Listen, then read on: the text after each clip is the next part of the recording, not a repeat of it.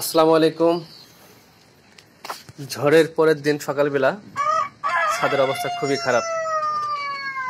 এখানে জালি গাছ ছিল, কয়েকটি জালি পড়ে গেছে ঝড়ের বাতাসের গতিতে, এবং মোটামুটি ছাদে যতগুলো টপ ছিল সবই ফেলে দিয়েছিল।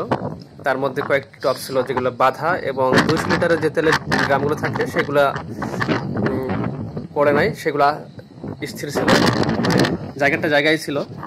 কিন্তু দেখেন, গ্রিল এখানে মানে আটকানো ছিল, সেই গ্রিলটাও ফেলাই দিচ্ছে। এত ভয়ঙ্কর ঝড় ছিল। আর এখানে মরিচ গাছ, লেবু গাছ, মোটামুটি বেশ কিছু লেবু গাছ, মরিচ গাছ ছিল, লেবু গাছ ছিল, সব ফেলে দিয়েছিল। তো ভাবলাম আপনাদের মাঝে একটু শেয়ার করি। ঝড়ের পরের দিন সকালবেলা ভিডিওটি করা।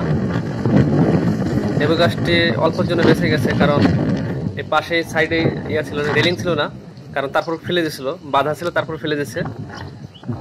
এবং লেবু গাছটি কলম কাটা ছিল, অল্পের জন্য রক্ষা পাইছে আলহামদুলিল্লাহ। এবং এদিকে মোটামুটি 20 লিটারের, 25 লিটারের, 15 লিটার যতগুলো ড্রাম ছিল সব ফেলে দিয়েছিল।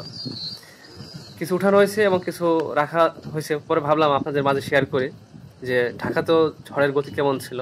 একটা বেগুন গাছ পড়ে গেছিল, এখানে ছোট্ট একটি মাছা ছিল যেখানে পুঁই শাক এবং জালে শশা ছিল, এটাও ছিঁড়ে ফেলছে। এবং সবচেয়ে আমার খুব ভালো লাগার যে দুটি গাছ ছিল, লেবু গাছ এবং মরিচ গাছ, এখানে দেখেন অল্পের জন্য রক্ষা পেয়েছে। রেলিং ছিল না, আমি যদিও গাছটা অনেক দূরে রাখছিলাম, বাতাসে নিয়ে ফেলে দিয়েছে দূরে, এবং অল্পের জন্য নিচে পড়ে নাই আলহামদুলিল্লাহ।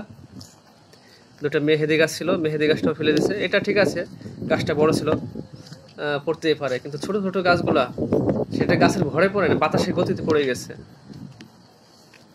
কতটা ভয়ঙ্কর ছিল ঝড়, যদিও দক্ষিণবঙ্গে হয়তো অনেক বেশি ব্যাপক ক্ষতি হয়েছে।